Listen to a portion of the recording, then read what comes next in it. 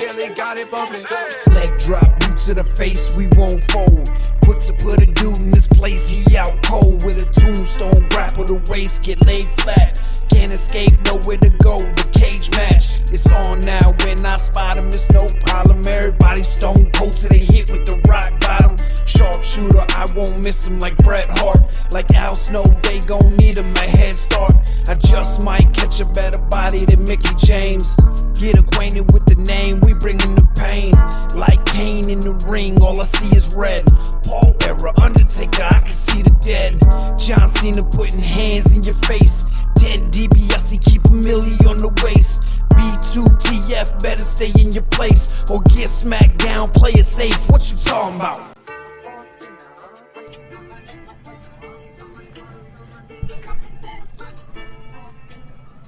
Welcome to another episode of Boot to the Face, powered by FullPressCoverage.com. Go there for all your sporting wants and needs, where I am sure they will talk about those goddamn Boston Celtics and their 18th, count it, 18th. Got more championships than Jack Nicklaus. No, I think they're tied with Jack Nicklaus.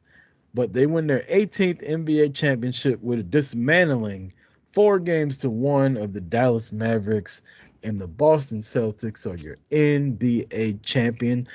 Tied in with the wrestling, Mercedes Varnado was there. Oh, really? Representing her hometown Celtics. Yeah, man, the series wasn't even really competitive. You know, a random blowout that Dallas got game 4. But hats off to the Celtics. They did it. Got that 18th banner. It's been a while. It's been like 16 years.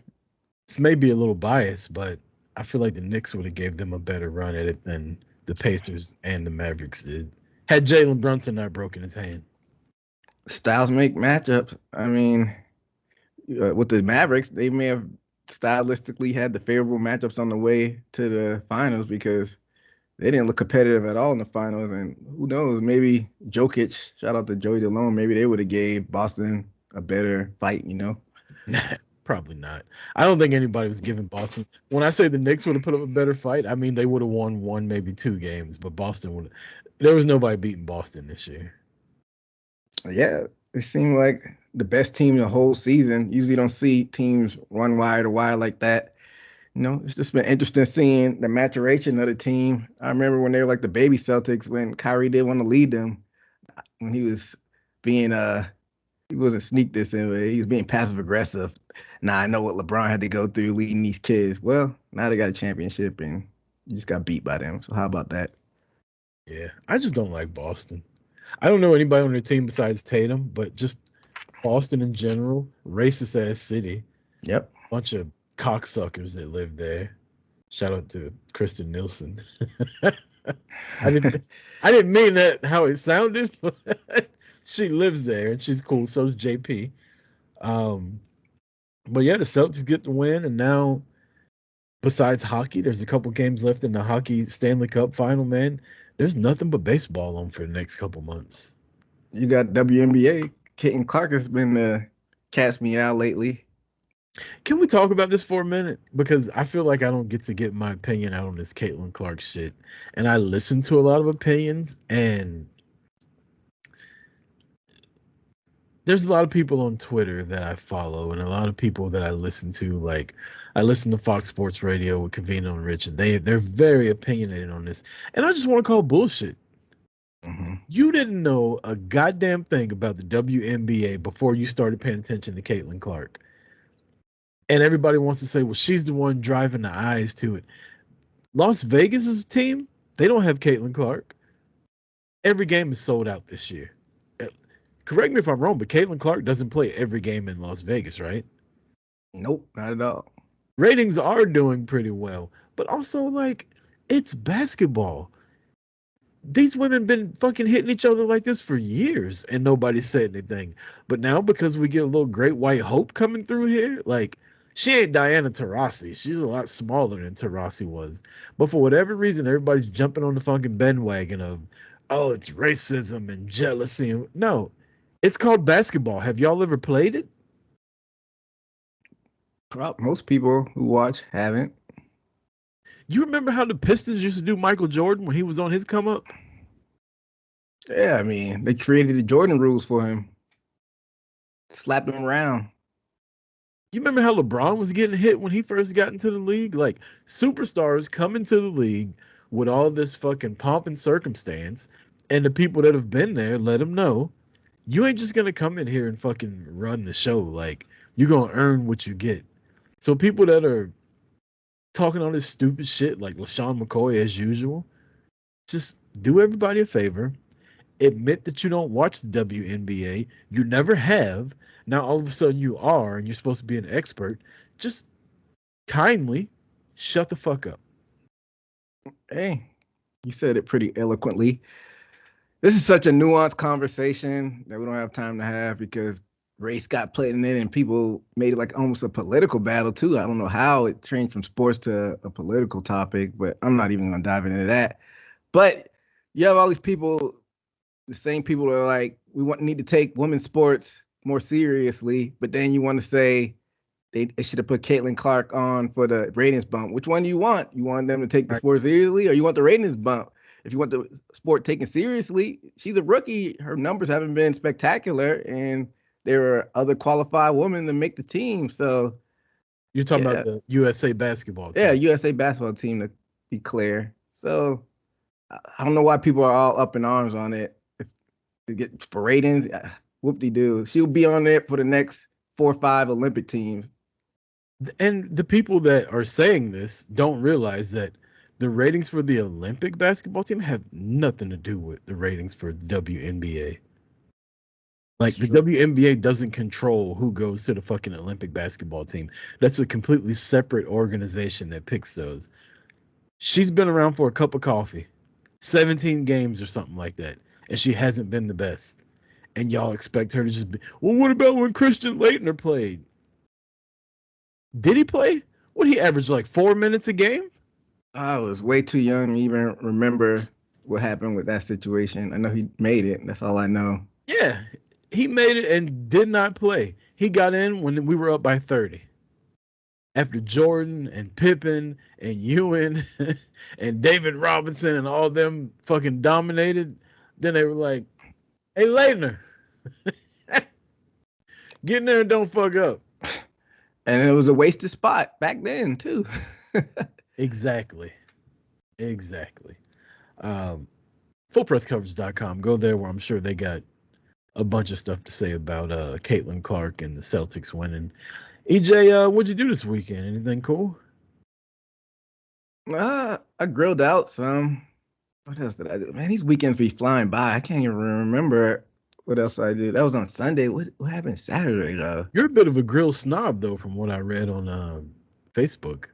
Not a grill snob. You don't think gas is actually grilling. You think it's cooking outside.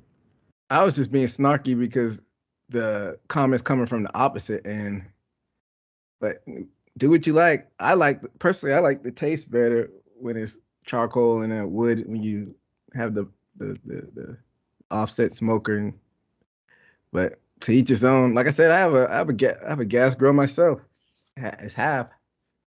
Yeah, I mean, it is a bit of a difference with the charcoal and the smoking and all that. But to me, I don't have the patience. Yeah. I don't have the time. Like, I like going out, fucking turn that propane on, getting it to the temperature I want. Bam. Chicken thighs. Perfect. Right now, I got a griddle that I'm going to cook steak on tomorrow, and I love it. But there's nothing wrong with smoking ribs and shit like that. If I had time for it, I love doing that. But it's such a process. Yeah, it's literally you got to set out the day. Ribs, that's like 4 hours. That's not as long as like if you do a brisket, that's an all day thing. Yeah. Or like a pork butt, that's like an all day thing. But I like having a glass of whiskey and I got the little what you call it, the thermometer, and put that in there and just keep an eye on it because it's digital, so it's connected to my phone. Go in and out periodically throughout the day, make sure the fire's still burning. And I did chicken this past weekend, so it didn't take that long. It took about an hour, but it's not too bad. The grill I had when I was married and I had own my own house or whatever, I had a grill in the back. It was a Pit Boss Memphis Ultimate. And what you could do is when you were smoking meat in the electric smoker, you could open up the vent, and if you were cooking on top of that, the smoke would go up into that instead of going completely out. So you get that flavor too. So I'd be like grilling chicken and shit like that while I was cooking brisket or ribs. And I mean I gotta admit it does taste better, but it's just I'd rather just go to the local barbecue joint and just buy it instead of doing it myself. Yeah, I mean, if you're not patient, then it's definitely not the way to go. I have no patience. What you get into this past weekend? Because I'm still trying to think what I did Saturday. Because I watched Clash of the Castle, most of it on my phone. Saturday I watched Clash of the Castle while I was preparing my home for a housewarming party. Oh, Yeah, word. we had a housewarming party. We had about 20 people here. Um, I made the People's Margarita. I got on Terramana.com and got the recipe for that. And then I kind of altered it a little bit. 2 full bottles of Terramana Reposado, some pineapple juice, and a couple other ingredients. And we were all drunk as hell. Got in an Uber at the end of the night, went to the Battery, got even drunker. Came back to my place. My buddy Nick ended up picking up a stray and brought her back here. And it was like, yo, you ain't gonna be able to do that here. So then they left. Oh, I'm about to say, you let them do that in your place of dwelling? Nah. But I will say this, like, Nick's one of the like most lucky people when it comes to like picking up women. We went to the Battery. Okay. What is the Battery? Every time I think of the Battery, my simple mind goes to this place in Charleston. I thought it was like a landmark. I guess it's multiple batteries around the country. Oh, well, this is the so this surrounds the Brave Stadium. Okay. It's like 5 minutes from my house. Coca-Cola Roxy's there, like Goldberg's, Wahlburgers, a bunch of bars, like PBR is there. It's just a big surrounding the stadium. Like you could walk to the stadium, but in order to walk to the stadium, you got to go through all these bars and restaurants and shit like that. So it's just like a big ass fucking party every weekend. So the Braves had a game there. There's thousands of people there. This fucking guy, some kind of way, finds not only like a divorced mom like out looking for action, but she's hot. Some kind of way he finds her within like an hour. And we're drunk as hell. We all come back here and they Uber back to their place. We had my buddy Nate and his wife stayed the night, and Tabitha's friend Jenny stayed the night. And yeah, we just drank all fucking day Saturday. We entertained, played a couple card games like Anomia and what's the other one that everybody plays? Anyway, couple card drinking games. No, not like spades or anything, but just King's like Cup. I don't remember the name of it. One was Anomia, where Tabitha explains the rules differently every time she does it, and it's always in her favor. But it was fun. We had a good time, and then Sunday was Father's Day. It wasn't my weekend with the kids, but I went and picked them up, and we went out to lunch, and then went to an arcade and hung out for a few hours. And then that was my weekend. It was back to work. That's what's up, man. Was it an Avalanche? King's Cup and Avalanche are basically interchangeable. That's a drinking card game, and a lot of people like to play. No, but there was a part of the game in Anomia called a waterfall. The Anomia game's fun though. You have to think, you have to pay attention. It was like 10 of us playing, I think. My sister and her boyfriend came over, they were playing. It was a shitload of people here. Like it was a really good turnout for a housewarming party for a guy that's 41 and a woman that's 30. Like we're not college age kids anymore, right? So it's kind of hard to get people your age to come out for something. But yeah, we had about 20 people here. That's what's up. King's Cup / Avalanche has a waterfall card where everybody keeps drinking. You can't stop drinking until the person in front of you start. That's what the waterfall is in King's Cup. Oh yeah, don't want to do that. My buddy Dave was over here. He's like, Rucker, let's take a shot. And I was like, bro, I'm 41 years old. I don't do shots for fun anymore. I'm so down for the occasional shot. Nah, I'm past that shit. Occasional, yes, but I had been drinking since I started getting ready at that party at like 10 a.m. So I was like, I'm just gonna consistently drink, but I'm not gonna do anything crazy. And then once we got to the Battery, it was like, all right, double Crown and Coke Zero. Like, what's up? I don't even remember the Uber ride home. Apparently, we were very belligerent on the Uber ride home. I bet. They gave Tabitha a fucking 3-star rating. That's pretty rude of them. Right? She wasn't even the one that was belligerent. It was me. Messing But up yeah, the girls' rating. it was a good time, man. It was a good time. I remember what I did this past weekend now. On Saturday, I did the gym and whatnot. I had a late start, and my girlfriend was mad about that. I met her and her sister out for, it was not even a brunch. It was like a late, I don't even know what you call it, late breakfast. It was like at 3. And then we went to Logboat, this brewery. It's like a brewery / bar, and they have like outdoor activities and stuff. We drank there. Then we drank some more at her place. I don't remember much. I mean, I remember I drank. Oh, we stopped by this place that does like the frozen drinks and let you carry in a to-go cup. So we stopped there, and I just remember playing. What's the game called? I know you're not on Snapchat. I was in my Snap story. Just Dance. Her and her sister were playing it. I jumped in with the third controller, and why you didn't put this on Instagram? I put the silliness on Snapchat. I don't need family and everybody to see this. Yes, I don't know if you played Just Dance before on Wii. So like, they played this game multiple times. I haven't played this game in years, and so they were beating me. But it's not real dancing. You lost to 2 white women in a dance contest, EJ? It's not real. It's like Lady Gaga, Britney Spears choreographed dancing. It doesn't. 2 white women. And I was drunk. And they were like, and they played multiple times and knew all the routines by heart, and I was just guessing on the fly. That's not indicative of rhythm.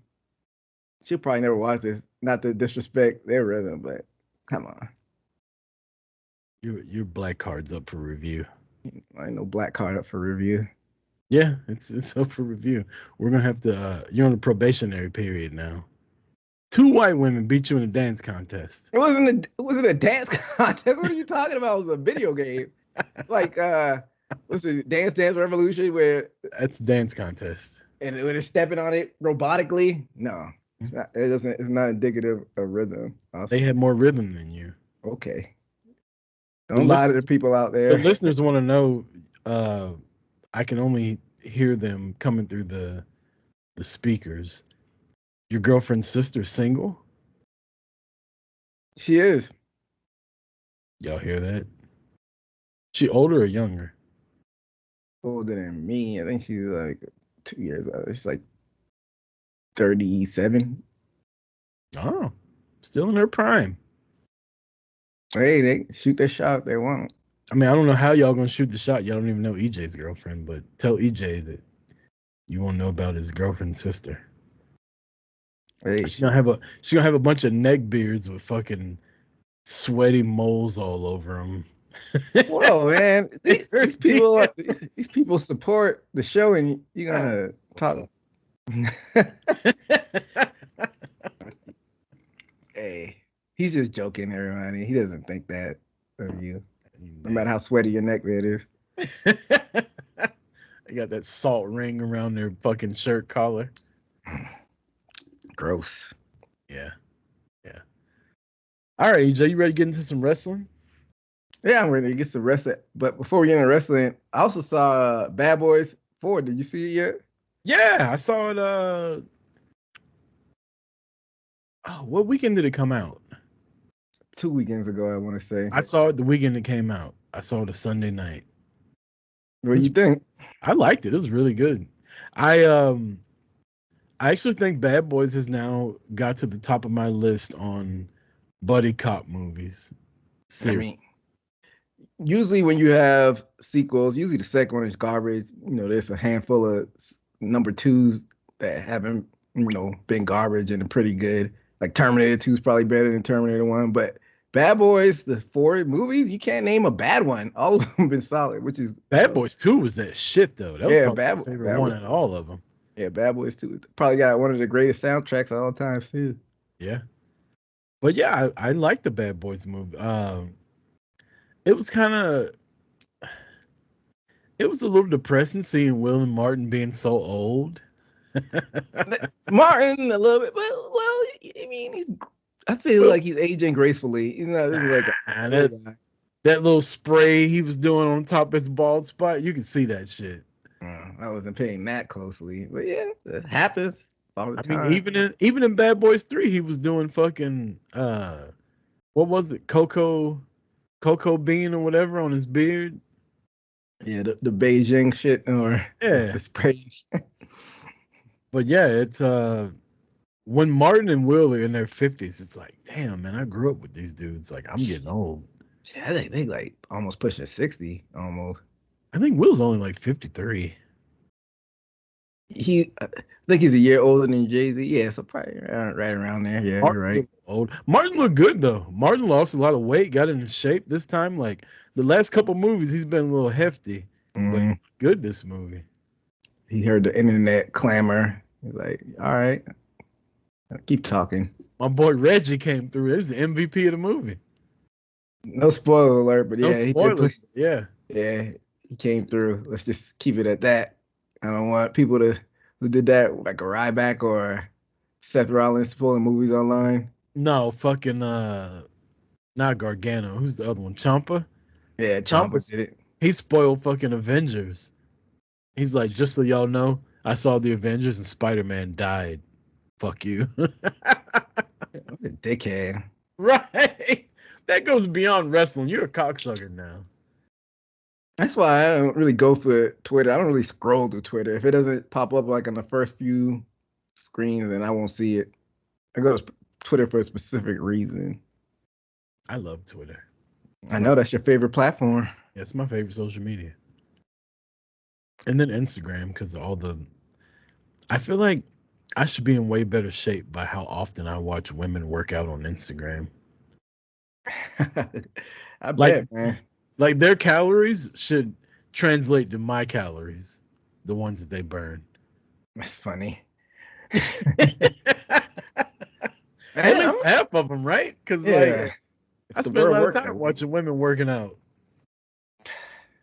I mean, as far as my social media consumption, I'm not really on IG like that either. Like scrolling through, because that shit consumes hours if you let it get to you. And TikTok. Like I go there for a specific reason. If somebody send me a link, I'll go there, watch a video.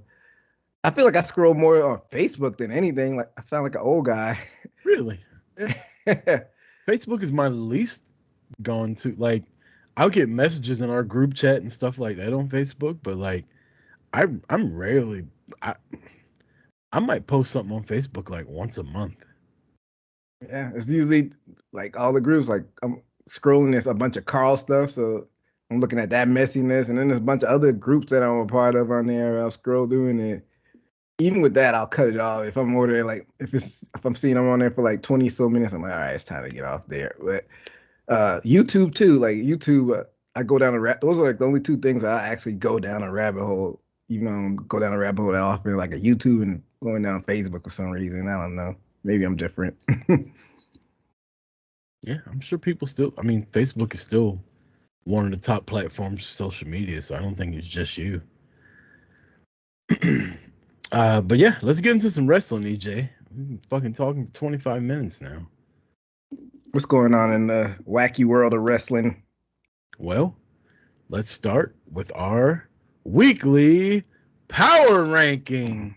We're starting off early. I like how we mix it up. This week we're starting off with power ranking. I can never keep track of who it goes first. Number 5 on my list. The leader of the Fireflies up until last night when he renounced them, now qualified for your Money in the Bank match, by beating Finn Balor and Rey Mysterio in a triple threat main event on Monday Night Raw. Main event, Jey Uso. Word. It was a solid match. Rey Mysterio still got it. 50 years old. Getting that stem cell. I went to the first All In. What was that? 6-7 years ago now? Yeah, it was like 2018. 6 years ago, and Rey Mysterio was in the main event. And I remember telling my wife at the time, like, we're watching Rey Mysterio wrestle. Like, this is fucking special. He'll probably never wrestle again after this. I had this conversation with her because at that time, Ray's been wrestling like 20-something years by then. Because he was in WCW in like the late 90s, mid to late 90s. And this is 2018. I'm telling her, I'm like, you might not get it, but this is like one of the best luchadors in the history of wrestling. He's a legend. And here he is wrestling. And we get to see him in the main event. Like, that All In show was special at the time. 6 years later, this motherfucker's still going. Yeah. Modern medicine. And it plays to his favor that he's smaller. If you're like a 7-footer, you're done. You're too big, your joints start aching, but he's smaller. And the stem cell, he said it works. I watched his biography. The stem cells he gets overseas, I'm guessing it working. And he doesn't wrestle all the time, too. So, you're seeing people wrestle in their mid to late 40s now and even pushing it to 50. Our boy Sting was 60 when he retired. So, Ray's got to be in his 50s, though. Yeah, he is. I think he just turned 50, actually. That's it. I was thinking like 55, 56. I think mid to late 50s. He was super young when he started in WCW, like you said. I think he started in 96 or so. That was when he started in WCW. He had already been in AAA and shit like that. Yeah, he'd already been. But he started like wrestling, I want to say, when he was like 13 or 12, like mixed it up with those guys. He was like super, super young. So I think he like just turned 50. We got a magic machine in our hands that could tell us how old he is. He's not even 50 yet. He's 49. That's crazy. Get the fuck out of here. So Rey Mysterio was basically like me when I was working at Subway back in the day at 13. Like, they just let you work illegally. Because he should not have been wrestling in the early 90s. That was it. ECW, that stint? Or a stint, wasn't he? Yeah, but I mean, like 95, 96, he was on Monday Nitro every night. Yeah.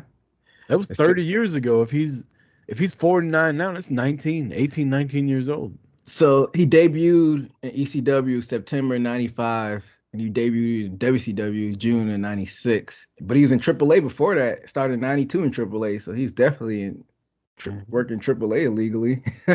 Yeah, but fucking work laws are different in Mexico. We'll just leave it at that. But yeah, shout out to Rey Mysterio, man. Main event, Jey Uso's my number 5. Did you see his post-match interview with Kathy Kelly? I did not. Was it Kathy Kelly? No. Who is it that him and CM Punk are cool with? Is it Kathy Kelly? Man, she likes hockey. I can't keep up with No, it's not Kathy Kelly. Oh, I can't think of her name now. Anyway, she's interviewing him. And she's like, how do you feel about the Wyatt family coming back? And he's like, oh, they can have the Fireflies back. Like, I don't want them no more. He said, I don't want no trouble with them. He literally was on WWE.com and he's like, I don't want no problems with them. He's like, shout out to Bray, but his family's back now, so I gotta go. And you need to go too, because did you see that girl that was out there? She looked dangerous. We need to leave. That's walked off camera. That's hilarious. Hey, shout out to Jey Uso. Who else was in that match? Was it Sheamus? Finn Balor. Yeah. Sheamus was in that match earlier. Finn took the pin. Of course. Yeah, it was a fine match, and Jey Uso's now in the Money in the Bank. So I'm sure we'll talk about that a lot more is that like in 2 weeks though? That's a short turnaround. I think it's like July 6th or 7th. Yeah, that's gonna be here before you know it. So yeah, it's gonna pick up pace really soon. So that was your number 5. My number 5 The aerial assassin, Hmm. Will Ospreay, defeating Ray Phoenix Jr. Is he a junior? I'm just making that up. Yeah, he's a junior. Ray Phoenix in a damn good match on Dynamite. And he tied the storyline in. People were saying it's just a bunch of flippy dippy stuff. He looked over at Swerve, did his own move. It was a decisive win. It wasn't like a 50-50 type match. Looked at Swerve, did the Swerve stomp, then finished them with the what's his finishing move? Not the hidden blade. Maybe it was a hidden blade he finished him with. I'm thinking about the one where he picks you up and twists you around. I can't think of that off the top of my head. But I think he finished off with a hidden blade though. So shout out to Will Ospreay. My number 4 is a girl that you haven't been showing love for. She's your least favorite of the 4 horsewomen. I got Bayley beating Piper Niven, Clash of the Castle, and you think she would get a lot more boos being in enemy territory, but she still got some chairs over there. So that's what I got at my number 4. 2 things. 1. Oh yeah, you hate Charlotte the most. My bad. 2 things. 1, I really need to start taking notes, like in my phone on AEW, because AEW is so long. Like today's Tuesday as we're recording. AEW was 6 days ago, and I can never remember what I saw. But that Ospreay and Ray Phoenix match was phenomenal. That first little 5 minutes where they were countering each other, and I think Phoenix went for like a hurricane run off the top rope, and Ospreay landed on his fucking feet. Like, I remember standing up off of my recliner watching that. So the fact that I don't have that in my power rankings pisses me off that I didn't remember it. So I need to start taking notes. Second thing, how dare you? Bailey's definitely not my least favorite of the 4 horsewomen. I corrected myself. Yeah, you did, but still, how dare you? Charlotte sucks. My number 4, another qualifier for the Money in the Bank ladder match, Io Sky. My number 3, to show you that she's not my least favorite horsewoman, Bayley. Okay. Great match with Piper Niven. Honestly, I knew they weren't going to put the title on Piper Niven, but like throughout that match, I was like, what if they did though? Yeah. And like that match sucked me in. Yeah, and kind of a foreshadowing of what we talk about a little later, but yeah, like you thought that a couple times that she might pull off the upset, and that's a way to book the wrestling match. So yeah, shout out to Piper and Bayley. That was your number 3. Yes, sir. My number 3 is a guy that you blessed with the Street Clothes Rest of the Week last week. I got Cody Rhodes defeating our guy, what am I? AJ Styles. I don't know why I'm having a brain fart, but AJ Styles in an I Quit match. Phenomenal match to have Mama Rhodes in the front row, getting her shit off, slapping Cody Rhodes a few times. AJ. Not Cody Rhodes, AJ Styles. See, another brain fart, but AJ Styles a few times. They threatened him with the stairs and whatnot and made him say I quit. So it did what it needed to do, and it kicked off the show. Is anybody else sick of Mama Rhodes, or just me? Just you. It's only like her second time, really. Only her second? Oh yeah, you're right. They've done it for like other shows, but I feel like when The Rock got involved is when they really put her in the centerfold. Because like other times they like panned off to her when it wasn't like a story. They didn't involve her in the storyline. They just panned off to her. I think this is like the second time they actually involved her in the storyline. But yeah, it's a thin like line in the tread. So you don't want to go too overboard with the Mama Rose or get too played out. That was my. Are you up for number 2? I'm losing track. You had Ospreay, Bayley, Cody Rhodes. So you're up. Oh, I'm up again. Yeah, you're up to number 2, and then I'm doing 2 and 1. Oh, gotcha. So my number 2 is a girl. I didn't know you were a fan of this girl until recently for some reason. I've heard you mention her a couple times the past few weeks, and I never really heard you mention her before. But her and her tag team partner won the tag team championships over there, and nobody predicted this. And shout out to Triple H, because that's been like one thing that people have been mentioning, like it's been too predictable. He caught everybody with a curveball with this one because they dethroned the dominant Bianca Belair and Jade Cargill. So I got Alba Fire and Isla Dawn as my number 2 on the power rankings. Yeah, I'm a big Isla Dawn fan. And why? Not so much Alba Fire. She's got a good look. It's a conversation served best for off the record. I guess. Yeah, I guess. I mean, she got a good look. Okay. Who doesn't like a Scottish redhead? Yeah, shout out to Isla Dawn. Scottish redhead. And she's good in the ring. And she got the pin. She got the victory. Yeah. Did you expect this to happen? Because you didn't predict them to win. Fuck no, I didn't expect this to happen. I couldn't believe it when it happened. I was like, what? It was cool though. I did like it. I like the unpredictability. It's the women's tag titles. I like the fact that Jade and Bianca lost, but didn't lose technically. But yeah, what do you think about it? She was your number 2, your number 1 or 2? 2, my number 2.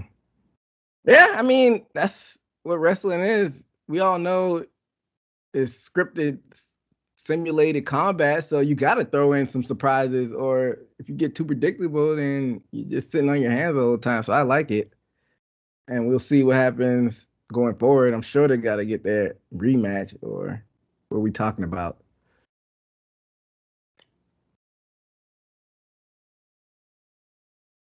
That's all I got. My number 2 is your undisputed WWE champion, winner of the I Quit match against AJ Styles, Cody Rhodes. I like this match a lot.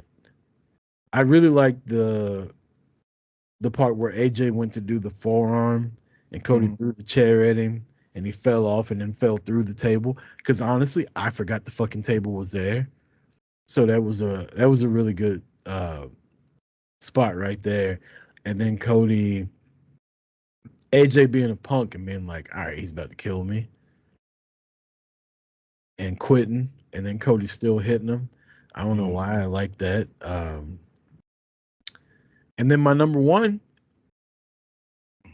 you know, you main event a PLE, you defend your world title, regardless if it's through nefarious means, Damian Priest. The World Heavyweight Championship is the main event over the WWE Undisputed title. Okay, well, this is a good segue because that's my number 1 too. So let's just get into our thoughts on the pay-per-view. We can start here with the World Heavyweight title match with Damian Priest, both are number 1 on the power rankings.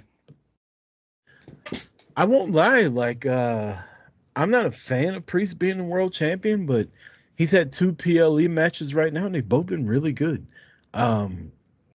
He had the part where he messed up and got hung upside down that nobody talks about, and they give him a pass on it, but they complain about Jade tripping when she was on the top rope. But whatever, you know, black woman.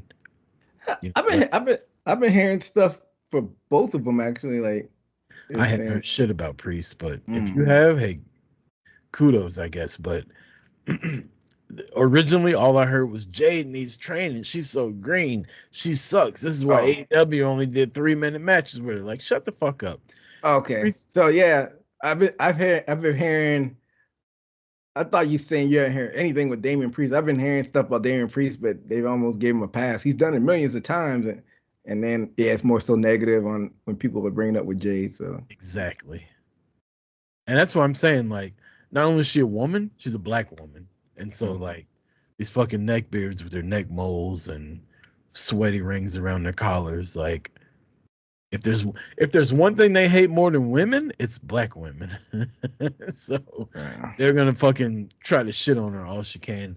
And speaking of the black women, this is a very superficial comment, I guess, but don't huff and puff. Let me get it out first. Well, I'm waiting for you. I was looking at myself to make sure I'm looking straight in the camera. I feel like 99.9% of women that would be in a tag team with Jade, you wouldn't even notice them on screen. I feel like something about Bianca is like way better now when she's out there with Jade.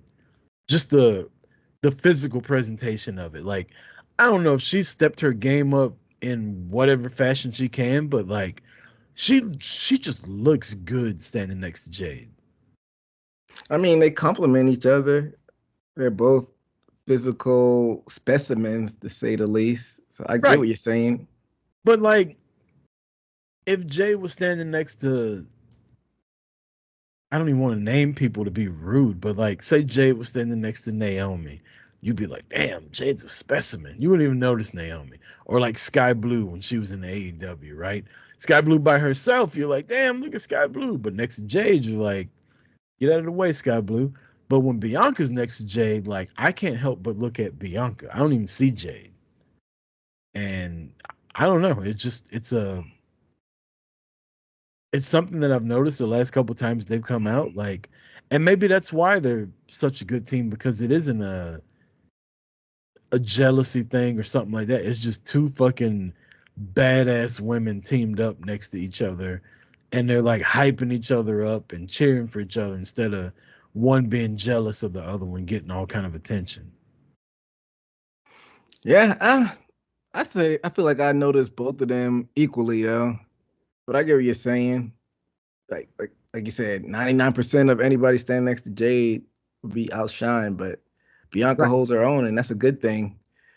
That's probably why they paired him up before Jade got in the company when she was still at AEW. They kind of paired them up like a Marvel versus DC thing, Jade versus Bianca, and it came to fruition where Jade actually hopped on the other side. So we're probably trending to that direction where we get to see them face off against each other. So I get what you're saying. I mean, even you saying you noticed them equally. Like, who do you know physically is equal to Jade? Not many people. Yeah. And this wasn't meant to be like oh, look how hot they are type thing. It's just a presence that I've noticed lately with them, to where Bianca's presence, I think her teaming with Jade has made her presence even better, if that makes sense. Yeah, because I wouldn't say she was starting to get boring or fall flat, but she's already accomplished basically everything you can accomplish in wrestling, and this has kind of refreshed her a little bit. So I Starting like to it. take starting to take her for granted almost. Yeah, exactly. Like they did with Becky. But Yeah. we could talk about that all day, but I digress. But yeah, man, I like the pairing, and they still got a lot of story to tell. I'm sure they're gonna get a rematch soon. So Let's talk about the main event of Clash at the Castle. mhm. Drew McIntyre coming home to Scotland, facing off with Damian Priest. The finish of this match has been talked about for 3 or 4 days now, or 3 days now. I loved it and I hated it. Let's get the hate out of the way first. If I'm Drew McIntyre, I come out on Monday Night Raw just like he did, and I quit too. Because this motherfucker has cost me the world title 2 times and a championship opportunity another time. So he cost me the title at WrestleMania. I got cashed in on. The night after WrestleMania, there's a qualifying match to fight for the title. He shows up and costs me there. And then he shows up here dressed like a referee. And what does WWE do? Oh, we're going to not punish CM Punk for getting involved in our world title matches. We're going to send him on location as a correspondent. That way, if he ever wants to run up on Drew and cheat, he can. If I'm Drew, I'm pissed. Yeah, I hurt him. And I talked a little shit about hurting him. But I did that in the context of a match. This guy has gotten involved and been a part of world title match results. more times than not, and nobody says anything. But then when I quit, all of a sudden Triple H wants to come out.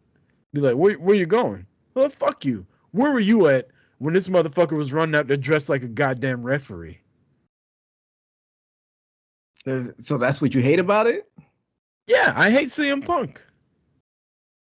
Well, so what do you love about it then? I love the camera view. I love the fact they never showed Punk's face. I love that Punk is so fucking petty. He said, "Oh, here's an opportunity for me to fuck over Drew McIntyre. Let me grab a referee shirt and run my ass out there and not really count." I love that when Drew saw Punk fucking him over, he didn't try to do a headlock takeover or Hurricane Rana. He grabbed this motherfucker by the throat. And all Punk could do to not die was kick him in the nuts. Like, this was as real as you could get in wrestling. Like, I fucking hate you so much, I'm just gonna choke you. And you are so much bigger than me and choking me that the only way that I can get out of it is to kick you in the balls. Hey, man. I don't want to use that cliche phrase because I hate it. I hate when people say chef's kiss. It's been overused. But I loved everything about it. I don't think I could think of anything that I hate about it. I think you have the CM Punk hate rose-colored glasses on, the reason you hate it. And in logical sense, all the things that you named, why you hated it. But it's wrestling. Sometimes things don't make sense. Logical things don't make sense of all these things that CM Punk did and he should be suspended. It is what it is. The backstage personnel, the officials are biased, I guess, sometimes. And like you said, Drew McIntyre did what most people would do. He quit. He said, I'm tired of this bullshit. But yeah, I loved everything about it because we all knew that CM Punk was probably going to come back and interfere. Like you said, the camera angle, the way they did it, running the referee out, you couldn't really tell until they turned it around and saw it was CM Punk. I thought it was terrific. And a lot of people, not a lot of people, I feel like it was split probably down the middle. Some people thought Drew McIntyre was going to get his moment in the sun in his home country and win the title. But him and Punk is just a good old-fashioned grudge match. You don't need the title for that. So I like how they're letting Damian Priest cook some. And we're probably going to get a good grudge match at SummerSlam. So I'm digging it. There was the story going around about Drew's wife needing some kind of surgery, and that's why she wasn't there. And he wrote her initials on his wristband. I'm wondering if this whole quitting angle has something. I hope it's not. I hope it's not that his wife is like seriously ill or whatever. But maybe this isn't part of the storyline. Maybe Drew really is going away for a while.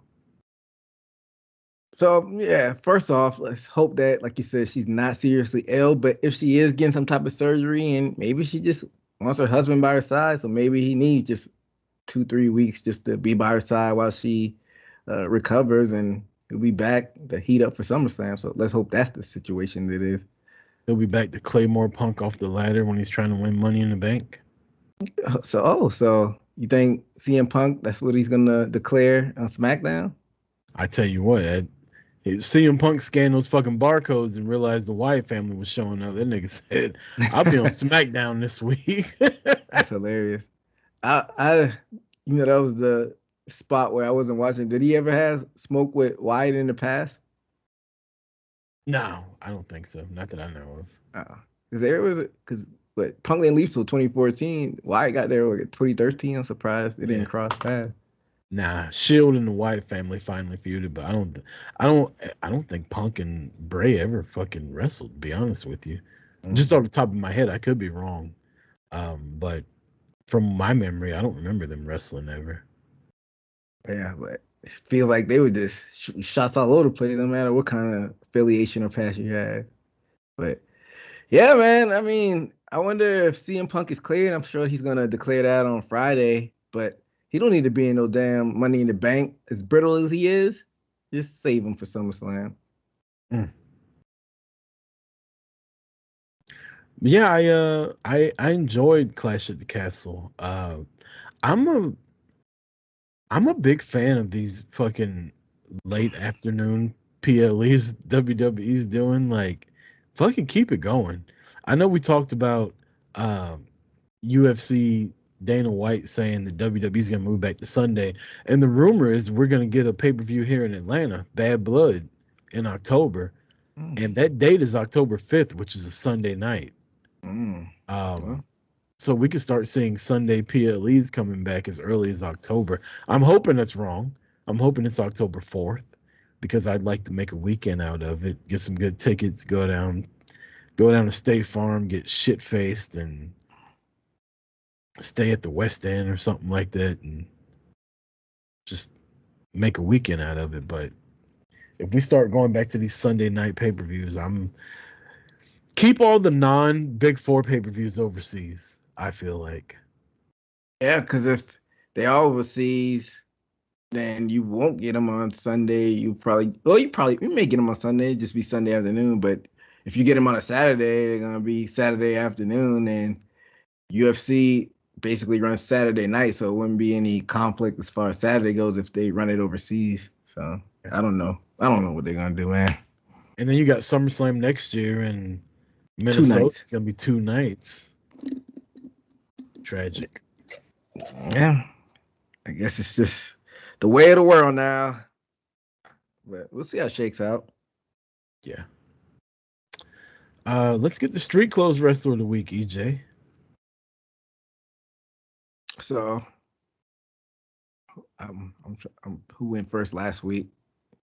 I believe I went first last week. Well, I'm gonna go with a person that I could pick every week because they're not wrestling, but defending their title. They're causing chaos. I'm gonna go with Liv Morgan. She had my boy Dom's vest on last night.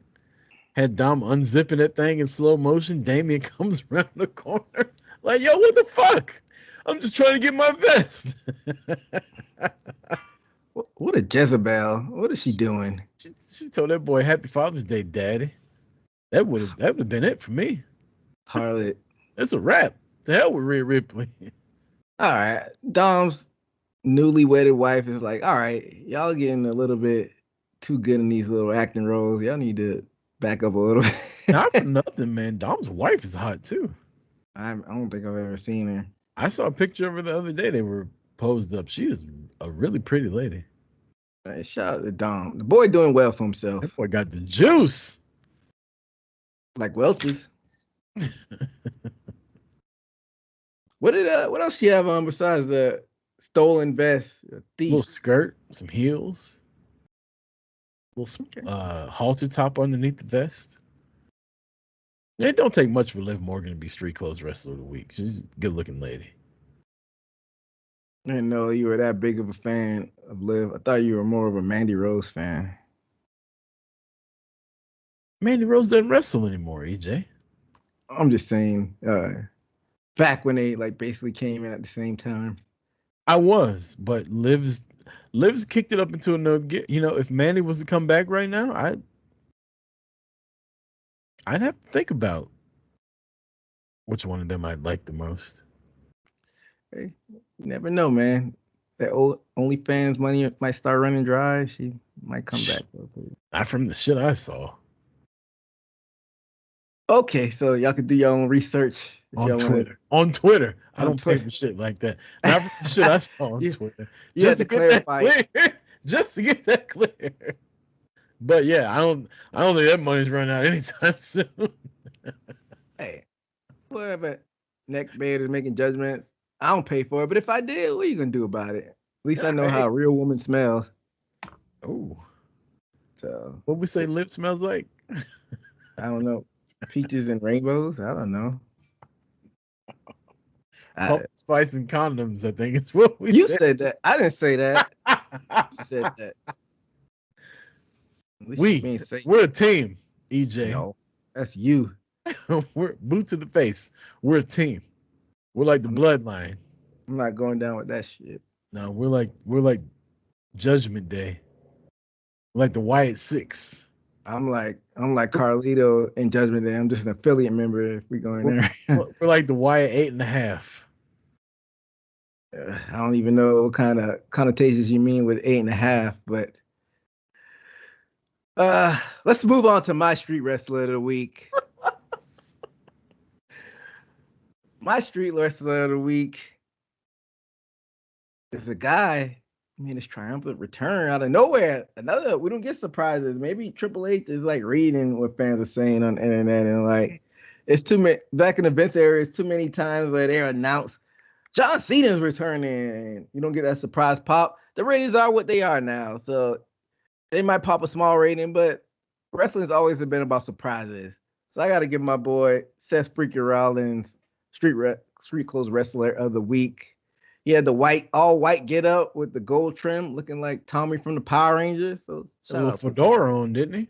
Yeah, and a little fedora, like he's Bruno Mars. So I got it. Seth Rollins as my street clothes wrestler of the week. Somebody told me said only two kinds of people wear a fedora: Frank Sinatra and assholes. Hey, so you take your pick of what you think Seth Rollins lays in that category.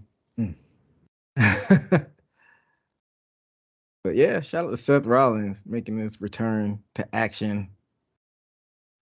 Speaking of returns, EJ, we had the return of the Wyatts last night on Monday Night Raw.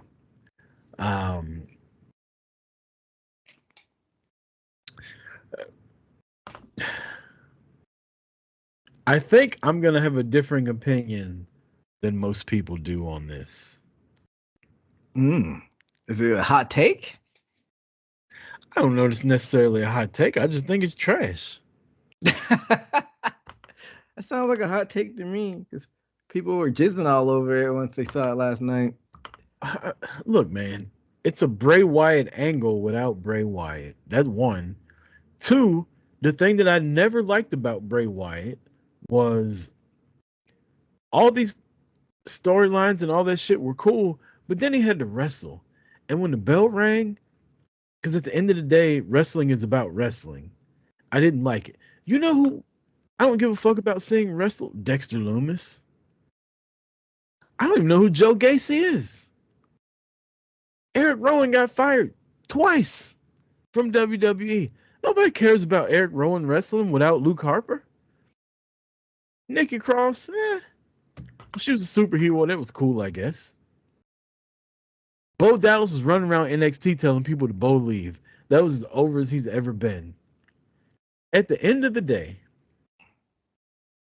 these motherfuckers have to wrestle. And they got to take these masks off that they're wearing, and they have to get in the ring. I, for one, don't give a shit about it. I don't care about all this supernatural shit. We're killing motherfuckers on TV now. There was a dude up against the wall with a spatter of blood behind his head, like he had just gotten shot. So now we're just killing niggas on Monday Night Raw. Hey man, tell them how you really feel. There was somebody said Gunther was in there. They attacked Gunther. Gunther's above this. Chad Gable, whatever. But Gunther don't need to be involved with this kind of shit. This is lower mid-card shit. This is shit to make action figures and video games out of. But honestly, I don't give a fuck about it. I've been over it for years. I've been over it since Bray Wyatt was doing it with The Fiend. I don't care about Uncle Howdy and the fucking bunny or the rabbit or the pig or Sister Abigail. Like, I don't care about any of this shit. People try to make this shit seem like it's so fucking good. Like, oh man, this is wrestling. We're done with gimmicks like this. We ain't had The Undertaker being supernatural in 20 years. Like, that shit is over. If you're so supernatural, why don't you just win the fucking title? I mean, I don't even know where to start. So I guess you're not feeling it. You might as well call this shit Novocaine.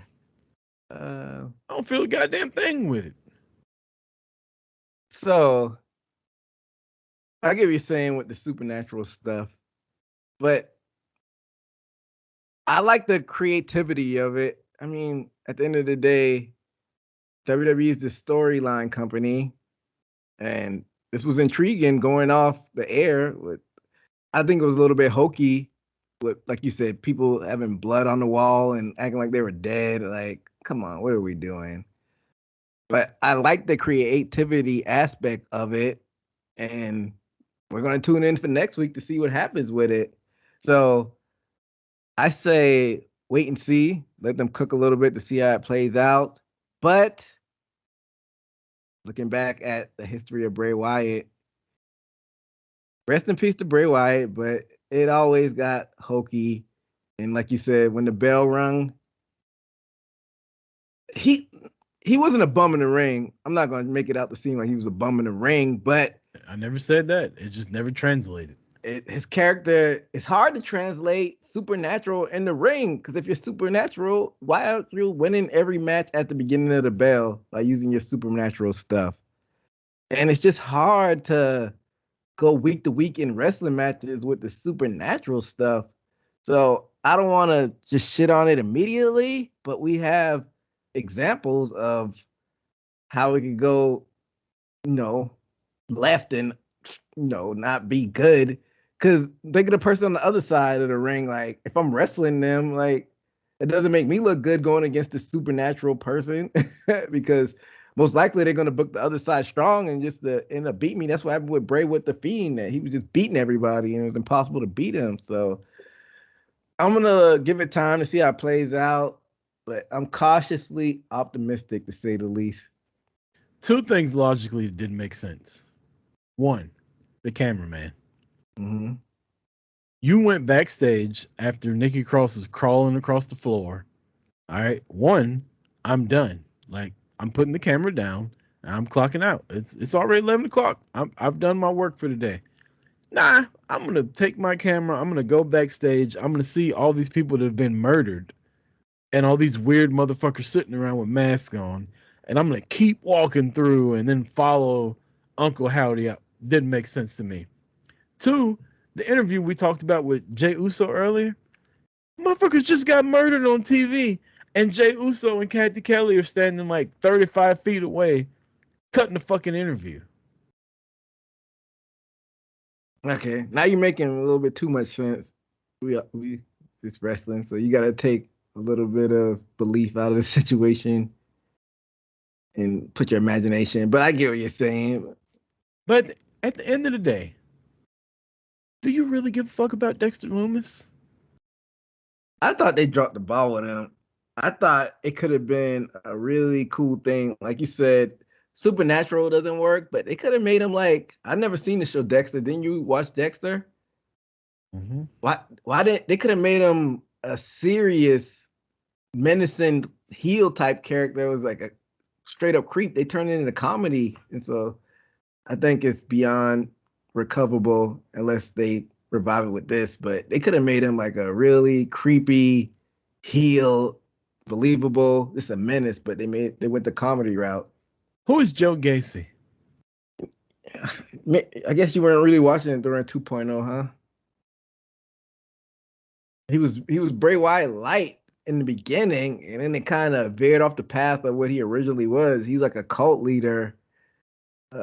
He had Ava Rain, Rock's daughter, and he had the Dyad.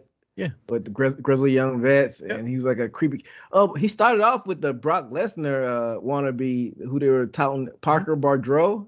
Yeah, like as a creepy cult character. Absolute ass cheeks is what it was.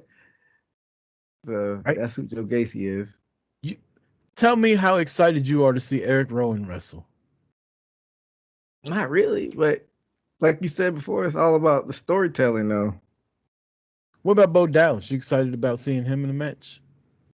What was the last thing I remember him doing was the B Team stuff with Curtis Axel, and that wasn't it, Chief. But the fucking B Team. Yeah, literally, that was their name. And y'all trying to convince me that this shit slaps? Come on, man. What are we doing? Hey, this is gonna end awfully. It's gonna be a waste of time. Hey, shout out to our friends, Mr. Chaos and Devin. They seem to be in love with it. They both smoke a lot of weed too. If they love it, then I like it, I guess. They But was like I probably said, high. It was 11 o'clock last night when it happened. They was high as giraffe pussy by then. uh, yeah, like I said, I'm not all like you. You hate it, and I understand why you hate it. But like I said, I'm cautiously optimistic because it's better than nothing. I mean, like you said, Bo Dallas. Well, yeah, what was he doing back in the day? But he's gonna have that emotional, like he's gonna tug on their heartstrings emotionally because his brother. So I'm sure fans are gonna act like they like it, and it's all about getting a reaction, isn't it? WWE was doing fine though. They don't need this. Like they're breaking records in attendance and money and all this other shit. We got regular wrestling. We got good wrestling on WWE. They don't need this. Obviously, they Why? think Why they do? obviously they think they do need it, and they got 3 hours to fill. What are you gonna do? Ring the fucking bell. I think they're gonna not wrestle that much, to be honest with you. I think they're gonna do vignettes a lot, week to week. You might see them wrestle every once in a while. You wouldn't be fine with that if they don't even really wrestle like that. I ain't trying to scan no goddamn QR code. When they tell me to scan a QR code at the bar, I tell them give me a menu. I'm not doing that. You never been to a bar where they don't have a menu and you just got to do it regardless? Yeah, I mean, I don't like it. But if they do have that menu, they send it to me right away. Right. I don't care about a QR code and all these backstories and all this shit. Like, none of these people mattered. Nikki was a former world champion. What was her superhero name? Nikki AFA, almost superhero, was AHS or Nikki Ash. Nikki Ash. There we go. Nikki ASH. What about it? Vicky ASH. Oh, how we get on that tangent? I just remember that superhero outfit. Oh my goodness. I don't know. I'm call me what you want. I know 99.9% of people are going to disagree with me, but I don't really give a fuck about it, man. I was hoping it was just a rumor that they were coming back, but here they are. I don't care. To me, it's a wasted segment. I'd rather see R-Truth do something. I'd rather see the Alpha Academy. We won't see that anymore because apparently they killed Chad Gable. Yeah, He's supposed to have a fucking qualifying match next week for the Money in the Bank. Is he just going to come out and wrestle and act like this shit didn't happen this week? What I didn't like about it though is I don't mind the blood and all that, but I don't like them being still. Why couldn't they just act like they were hurt really badly? They act like they were dead. I don't like that part. But they could have done everything that they did last night and just act like they were hurt badly. Oh my God, you killed Gunther, you bastards. Yeah, and just come back the next week like Kenny did. I didn't see Gunther back there. Maybe I got to go back and rewatch. As I just saw some shit online. Somebody said Cody was back there. Cody and Triple H were fucked up too. I saw Triple H before that happened when McIntyre tried to quit, or he did quit. But maybe, I don't know. You know, the sleuths, they go back and rewatch the shit. I don't got time to rewatch it. I barely have time to watch Raw straight up, and telling me I got to go back and rewatch it? Fuck out of here. Also, who? Bo Dallas, Dexter Lumis, Joe Gacy, Eric Rowan, Nikki Cross. Mm-hmm. Who in this crew is smart enough to hack WWE programming and put these little barcodes and shit across the TV screen? You know, We're just gonna act like these motherfuckers are computer whizzes all of a sudden? I heard Eric Rowan had a master's in microbiology. Shut the fuck up. That is so not true. That's true. Watch him your really, belief. Watch him really have a fucking master's degree in something. He looks like the type of motherfucker that's got a really good degree and you'd never fucking know it. Don't let the long ginger beard fool you. He's a fucking biochemist or some shit like that. Yeah, but yeah. Shout Like you out said, to Eric Rowan's education. You're thinking logically though. Sometimes you just gotta suspend your belief a little bit and But follow the story. they have coached me over the past 2 years to not suspend disbelief that wrestling is a real thing now. And now you got Papa Shango type shit happening. I never watched it. I was too young for that. Wasn't he making people cough blood up and stuff? Yeah, he fucking put a spell on the Ultimate Warrior. And next thing you know, the Ultimate Warrior's racist. It all started with Papa Shango. He was racist too. I Yeah, know he Ultimate was, Warrior's racist as shit. I know he was gayist and all types of Yeah, wrong. But shit he said about people in New Orleans during Katrina and all that. what did he say? I'm not going to repeat it on here. You have to find that for yourself. Dropping N bombs? Ultimate Warrior was a piece of shit, though. Well, fuck him too. Him and Terry. Yeah. 2 peas in a pod. That's why I always trust in the Macho Man. He didn't like either one of them motherfuckers. Dig it. Be a man, Logan. What's the last type of supernatural thing that you really do? You were never a huge Undertaker fan. Sting had a little bit of supernatural to him. Sting wasn't supernatural. He just fucking dropped down out of the ceiling with a baseball bat. I could have swore he did some lightning. I thought I could have swore he did some lightning shit back in WCW. Nah. He had lightning in his entrances and shit like that, but he was never supernatural. For some reason I remember him and Vampirio getting a little bit on that type of side of thing. Maybe Vampiro did, but again, Sting just beat his ass with a baseball bat. Sting never got supernatural. Vampiro did. Okay, well, because he was a vampire. Well, I mean, you had to like a little bit of the Kane and Undertaker stuff before they jumped the shark. Nah, I was never a fan. That was one of the. Was it for like Stone Cold like outshining them? I feel like that was a really good story with Kane and Undertaker from Bad Blood to WrestleMania. Then after that, I kind of quit caring about it. Bad Blood coming back to Atlanta this year, hopefully. Yeah, what a throwback. Rumor has it they're gonna have Taylor Swift singing the theme song. Now we got Bad Blood. That'd be so lame. if y'all didn't know it before, EJ's girlfriend's white. You can tell by I was on that before she got in the picture. He got outdanced by 2 white women this past weekend, y'all. Don't believe the hype of what Rucker's saying. You said it. Believe whatever he says what you want to, but try me in person and you'll get embarrassed. Dance Revolution. You'll get embarrassed. But yeah, I mean, I don't know. So it boils down to you not liking the supernatural hokey stuff, but it's hair, so I guess we got to deal with it and see where they go with it. Yeah. What else we got on the docket to talk about? Well, I mean, Rollins came back. We talked about it in power rankings, but you didn't really give your thoughts on him returning. It's early, isn't it? Like I didn't get a chance to miss him. It's been gone since Mania. It's just 2 months. Becky got home. Becky got home. That motherfucker.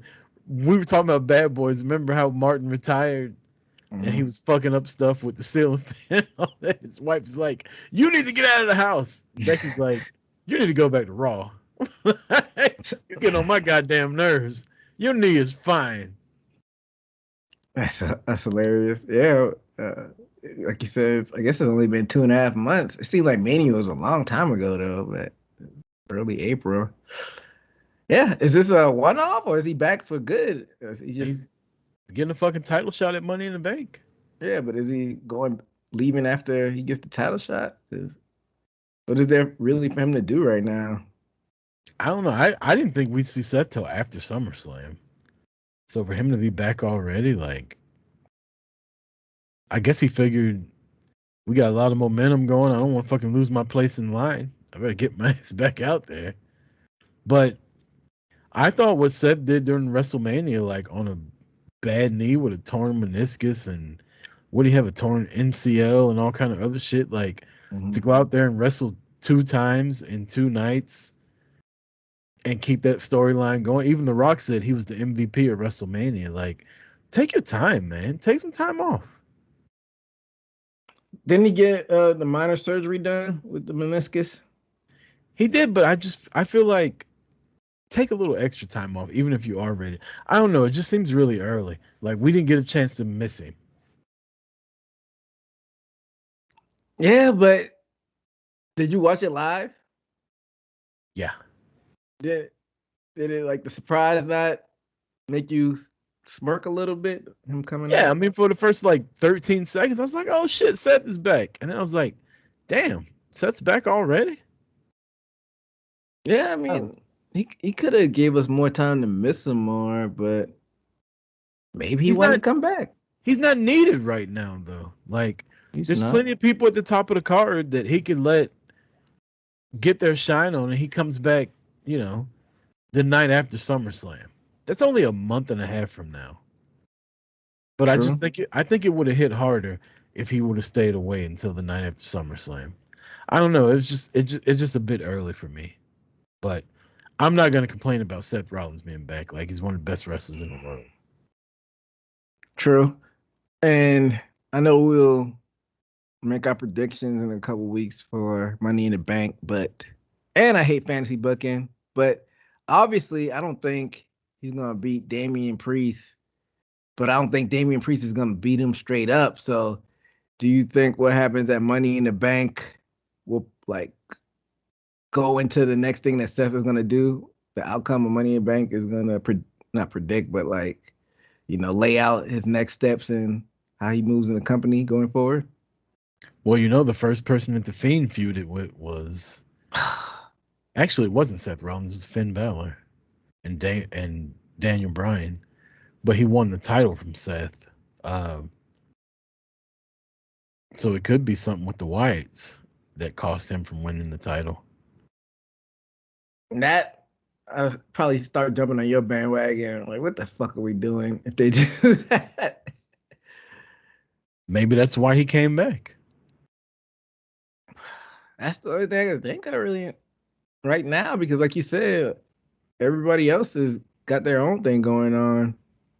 Not really a spot for him, and we all know who the winner is going to be facing after this.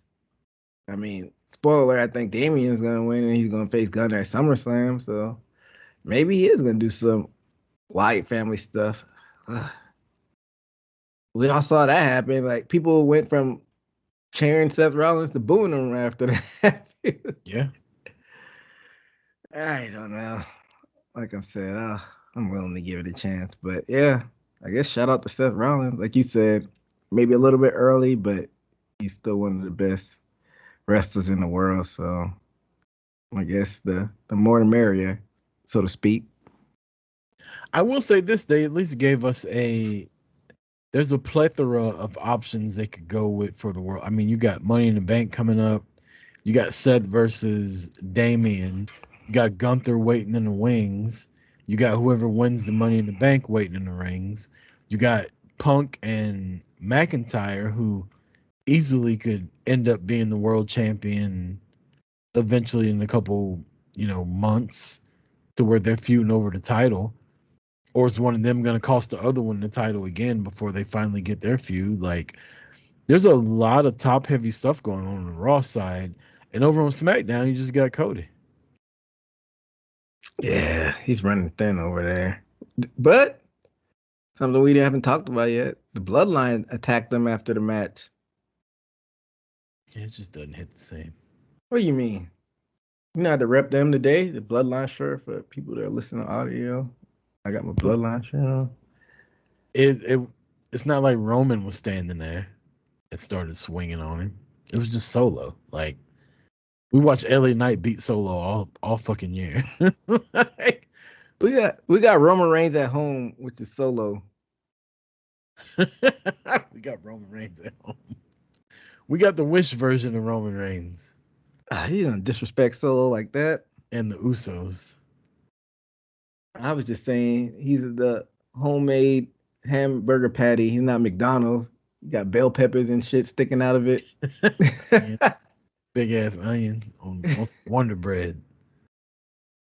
Hey I man, like Solo, but he's not ready for this shit. They haven't. I shouldn't say he's not ready. They haven't built him up enough for this shit. but they have though a little bit. Who's gonna believe that Solo's gonna beat Cody? Paul Heyman. better believe it. I mean, legit, like fans that are watching this, like we're just like, all right, let's get through Solo so we can get to whoever Cody's next guy is. Nobody's gonna believe that Solo's gonna win. So in a perfect world, like you said, the kind of running thing where you just put Randy Orton in that spot, people believe that. In a perfect world, I would have had Solo kicking ass the past 6 months. Well, hindsight is always 2020. We're here now. True, but if they were booking it correctly and they were gonna, I shouldn't say correctly, but if they knew Solo was gonna take over this new bloodline, why is he not winning matches the past 6 months? Why is he not wrestling? Why is he not a threat? He was winning like all his matches until like what Royal Rumble-ish they started making, because he was like undefeated for a while. And they went down the losing route for some reason, which I don't understand. How many months ago was Royal Rumble? I know, like you said, like 6 months ago. Yeah. Yeah, I don't know why he was just like the heater for Roman Reigns the past 6 months, and now Roman's gone and now they're in the situation that you just said, but they had to make chicken salad out of chicken shit. So here we have it. And I'm guessing they're going to run into that Money in the Bank because I don't see him being a SummerSlam opponent for Cody. Got to make do for what you have. Yeah. Yeah. Any AEW talk we want to get to before we get up out of here? Anything we need? Yeah. No. Yeah. Like you said, AEW is always 6 days before we record this. So you probably forgot, but looks like we're getting Blood and Guts. I can't remember which city they said, but it's going to be towards Nashville. Nashville, Cashville, a Yep. city that you enjoyed when you went. Yeah. I thought about actually getting tickets to go see it, but I didn't. It's on a Wednesday. That's kind of a weird day to go travel for something like that, right? I didn't. If it would have been a collision, I'd have thought about it. Oh, that if it was a collision blame, I feel like that'd be worth the drive. You said Nashville's only like 3 hours from you, 2 hours from you. 4.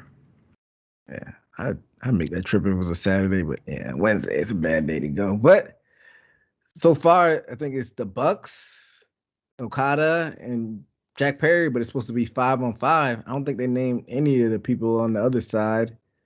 So just if you had to guess would you put on the other side of 5? Because I don't think they're gonna repeat on the Anarchy in the Arena people. I feel like it's got to be Swerve, right? Yeah, he's got to be the anchor, but then you still got 4 spots left. MJF. Why MJF? He hasn't had any beef with the Elite. He talked shit a little bit. He's got a fucking AEW tattoo now. So I guess he automatically has to be on the team. Yeah, like, you can't get a tattoo and not be on the team. Like, what the fuck? So you got MJF, Swerve. Who the other 3 did? Osprey, Yeah. Dustin Rhodes. Why? He loves AEW.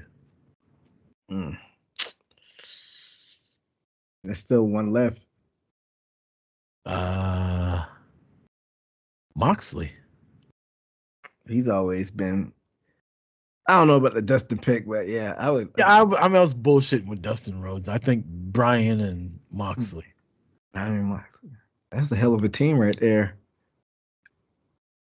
And then the 5th member of the Elite would be Hangman. You already took my pick for the Elite 5th member. My bad.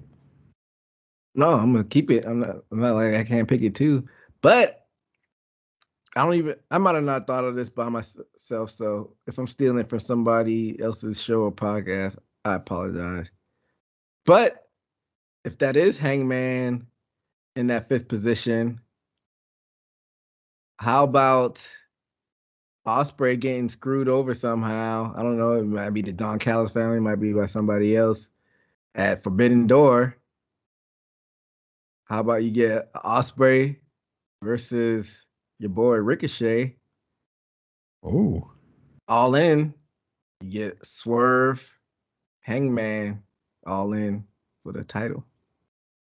Is Ricochet in AEW now? Is that official? Nah, it's not official, but they say his contract runs up in July. And if your contract runs up, you don't have like a no compete. You could just go over there. Right. You didn't get released. Yeah. So no 90 days. Uh-huh. Ricochet, I tell you what, he fucking got out a week in time. He got his ass kicked by Braun Breaker, but he ain't had to run up on the Wyatts. So he got off easy. He saw that shit coming. He said, Samantha, we both out of here. Samantha wasn't on TV last night either. Hey, I like that. I don't know if they did it on purpose or if it's just a coincidence. I feel like with them selling the Ricochet stuff, I don't think he's leaving. Maybe he's gonna come back for one more match. Something, because there's no way they would have her off of TV again if he's like leaving the company. She's at home helping him mend his wounds. Well, we'll see. But back to AEW, I wouldn't be mad at Ricochet versus Ospreay All In or All Out. Either one, because they got both to do.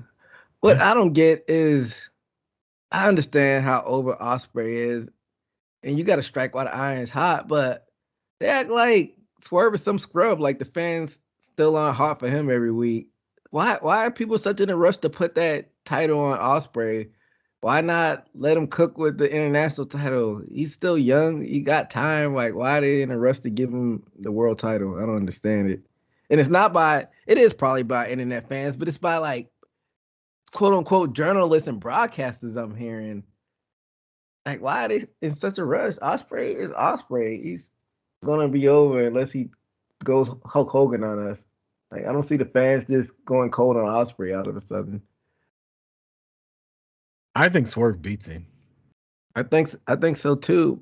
But then you're gonna have people bitching about it. Let him bitch. But I don't get why they such in a rush to get Ospreay the world title. I don't understand. I'm just kind of trying to get you to play devil's advocate a little bit because I really don't understand for real. I mean, he's probably the best wrestler they have. He's the most over wrestler that they have. Like, all signs point to him should be the world champion, but they put the international title on him. I mean, I can't really be devil's advocate because I don't think they should put it on him right now. Yeah, I think he should take a loss to Swerve, and honestly, he should probably lose when they're in Wembley. if he goes against like a Ricochet or if he rematches Swerve or something. The guy's been doing nothing but winning since he got here. Like, what? It was the same thing with Cody. Like, what struggle has he had? Like, he's just always winning. I don't know if you were paying attention on the tour that he did before AEW, but he was taking L after L after L. I think because he knew he was gonna not lose in AEW. In New Japan. And then like he was doing a bunch of indie days and he was losing the indie guys. I'm like, what is this guy doing? He's fulfilling his contractual obligations, and since he was leaving, they're like, all right, we'll put the person over. And he's like, it's what you do when you leave the territories and you go somewhere else. But like, nobody knows about that shit. Like, I don't know that he lost to fucking Mean Joe Brown in fucking Paducah, Kentucky. You know what I mean? Like, all I know is this motherfucker beat Takeshita. He beat Daniel Bryan. He's won the international title. Like, that's all I know. Yeah, man.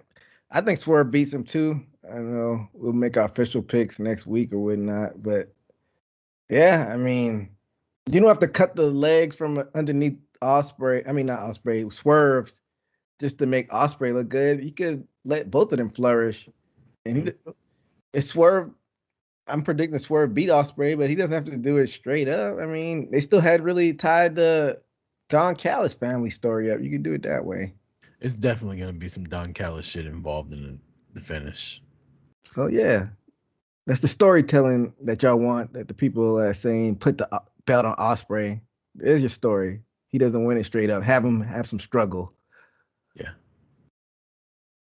But yeah, Blood and Guts, I think it's a good stopgap because they got some time in between Forbidden Door and All In. So Blood and Guts is like that stopgap. And you know how they always go all out, no pun intended, in Blood and Guts. So Well, that's all I got, EJ. Yeah, man. So I guess we have to see what happens with your favorite storyline with the Wyatts next week. I'll be tweeting and Ugh. raving all about it, but I'd rather watch Jordan Grace. hey, man, you've grown on Jordan Grace over the past year or so. I'll take a Jordan Grace match any day of the week over the Wyatt 6. He's saying it sarcastically, like Jordan Grace is garbage or something. No, I'm telling you that. Shit's garbage. But I'm saying that even I'll take a CM Punk match over the Wyatt 6. Like 2024 version of CM Punk. This nigga right now, yes. Oh man, it ain't looking good for y'all. Wyatt 6 if he's taking a CM Punk. Little frail ass CM Punk that probably can't get through 13 minutes of the match. I'll take that. Well, there you have it. And that'll wrap it up for us at Boot to the Face. Where's Rebel from AEW? I'll take a Rebel. Oh man, I was just thinking about her like 3 or 4 weeks ago because I was thinking about Britt Baker. I'm like, what the hell happened to Rebel? She's on Instagram. Really? I'm having to open the old Instagram machine and see what she's up to. She was a cheerleader for the Dallas Cowboys. Yeah, I know. I'm fully aware. Former TNA Knockouts champion, Rebel. I know she's in TNA. I didn't know she won a belt over there. Huh. I could be making that up, but I'm pretty sure she won. Big Rebel fan over here, this guy. She used to have the coldest interest in wrestling back in the day. Hey, man. Once Britt and Jamie Hayter comes back, they got a little something brewing over there in the women's division. Jamie Hayter's joining the Wyatt family. I mean, what's your old girl, Blair Davenport? They're former tag team partners. Maybe both of them will join. Wyatt family. Ugh. Anyway, you got anything else you want to say, Jay, before we get out of here? That's all I got. Good show today, and shout out to everybody listening.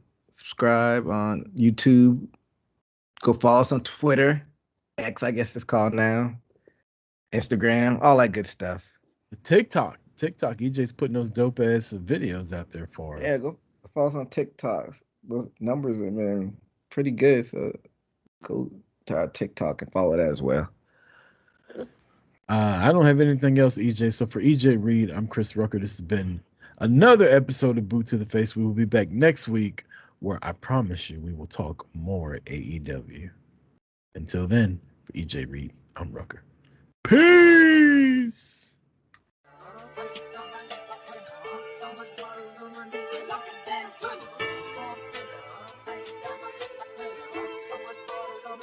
Got it bumping. Leg drop, boot to the face, we won't fold. Quick to put it